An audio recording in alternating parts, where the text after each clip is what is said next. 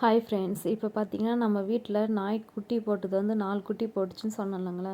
அந்த வீடியோவுக்கு வந்து எல்லோரும் லைக் பண்ணிங்க, கமெண்ட் பண்ணிங்க. இதில் என்ன ஒரு சோகமான எல்லாருக்கும் வருத்தமான ஒரு விஷயம் என்னன்னு பார்த்தீங்கன்னா, இதோட தாய் வந்து இறந்துடுச்சுங்க.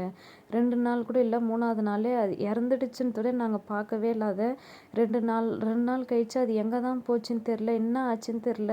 ஆனால் எங்கள் வீட்டாண்டெலாம் யாரையுமே சேர்க்காது. அது யாரோ இந்த பக்கம் போகிறப்போ வீட்டாண்ட இது பண்ணுதுன்றதுக்காக யாராவது அச்சு போட்டாங்கன்னு தான் சொன்னாங்க. தகை இல்லாத இந்த 4 குட்டியும் ரொம்ப கஷ்டப்படுதுங்க. கஷ்டப்படுறதுல தான் நான் அதுக்கப்புறம் 3வது நாள்லேருந்து வீட்டுக்குள்ளே எடுத்தாந்து வச்சு இதுங்களுக்கு எல்லாருக்கும் புட்டி பால் தான் கொடுக்க ஆரம்பித்தேன். புட்டி பால் கொடுத்ததுனால என்ன பண்ணுச்சு, ஒரு நாய்க்குட்டி வந்து பார்த்திங்கன்னா அதுக்கு புட்டி பால் செட் ஆகலையான்னு தெரியல, இல்லை அம்மா ஏக்கம் அதிகமாகிடுச்சான்னு தெரியல, ரொம்ப உடம்பு சரியாத மாதிரி ரொம்ப இதுவாக இருந்ததுங்க. நைட்டில் பார்த்திங்கன்னா சாதனா பசங்க எல்லாருமே ஃபீல் பண்ணாங்க. அதுக்கடுத்து அந்த விபூதியெல்லாம் வச்சுன்னு ரொம்ப அந்த நாய்க்குட்டி ரொம்ப எல்லாமே நாங்கள் குட்டியாகவே தூக்கின்னு வந்து வீட்டில் வச்சுருவே அதுங்க எல்லாமே அட்டாச் ஆனாங்க. இந்த நாய்க்கு உடம்பு சரியில்லைன்னு நான் இங்கே இருக்கிற கவர்மெண்ட் ஹாஸ்பிட்டலுக்கு கூட்டிகிட்டு போனேன். அவங்க வந்து பார்த்திங்கன்னா அந்த நாய்க்குட்டி வந்து பார்த்திங்கன்னா அவங்க வாங்கி கூட பார்க்கலங்க அந்த குட்டியை.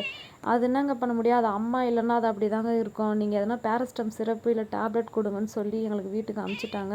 சரி அவங்க சொல்கிறாங்களே அப்படின்றதுக்காக நானும் வீட்டில் பேரஸ்டம் சிரப்பு தாங்க அவங்க சொன்ன அந்த அளவுக்கு தான் நான் பேரஸ்டம் சிரப்பும் கொடுத்தேன். ஆனால் அந்த மருந்தும் அது குடிக்கல, பாலும் குடிக்கல. நைட்லாம் பார்த்திங்கன்னா தூங்கவே இல்லைங்க. இப்படியே தான் அது மாதிரியாக ஈத்துக்கிட்டு அழுதுகிட்டே இருந்தது. எங்களுக்கு பார்க்கறதுக்கு ரொம்ப எமோஷ்னலாக எங்களுக்கு ரொம்ப கஷ்டமாக இருந்ததுங்க.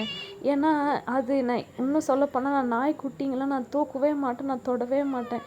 ஆனால் இதுங்க அம்மா இல்லாத படுற கஷ்டம் என்னால் பார்க்க முடியல. அதனால் இதுக்கு நம்ம தான் பால் கொடுத்தாகணுன்ற நிலைமைக்கு இருக்குன்றதுனால நான் பால் கொடுத்துன்னு இருந்தேன். பார்த்திங்கன்னா அதுக்கு மறுநாள் காலையில் உடம்பு சரியாது ஒரே நாள் தாங்க பார்த்துச்சு. மறுநாள் காலையில் பார்த்திங்கன்னா மூக்கில் ப்ளட்டு வர ஆரம்பிச்சிச்சு. ப்ளட்டு வரவே எனக்கு பயம் அதிகமாகிடுச்சு. அப்புறம் பார்த்திங்கன்னா அது கூடவே தாங்க இருந்தேன், அடுத்த செகண்ட் பார்த்திங்கன்னா